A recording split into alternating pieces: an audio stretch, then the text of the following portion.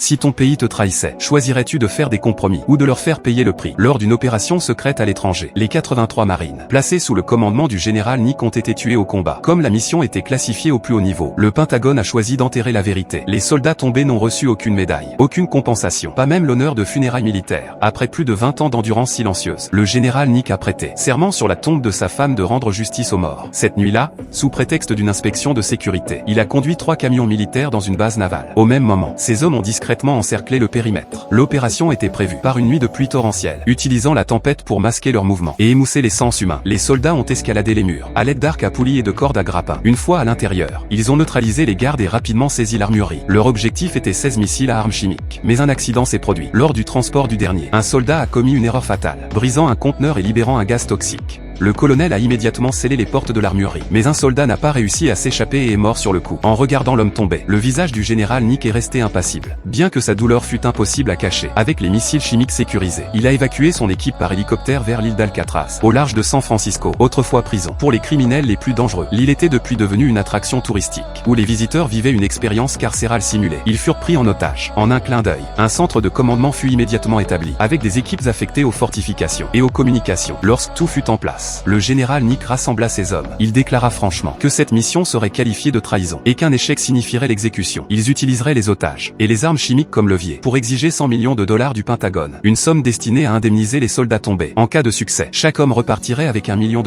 Il fuirait ensuite vers un pays sans traité d'extradition et ne remettrait plus jamais les pieds sur le sol américain. Nick contacta alors le FBI. Il lança un ultimatum: transférer l'argent dans les 40 heures, ou San Francisco sera recouverte de gaz toxique. Le Pentagone convoqua immédiatement une réunion d'urgence. Puisque l'armée américaine ne négocie pas avec les terroristes, ils choisirent finalement un assaut direct. D'un côté, ils se précipitèrent pour développer un système antidote. De l'autre, ils préparèrent le pire scénario, bombarder purement et simplement Alcatraz. Mais Alcatraz était une forteresse, et toute attaque aérienne ou amphibie exposerait immédiatement les assaillants. Le seul point d'entrée possible restant était un tunnel d'égout sous-marin. Pourtant, la seule personne connaissant vraiment le plan de l'île était déjà morte. À cet instant, le secrétaire à la sécurité intérieure pensa soudain à un homme.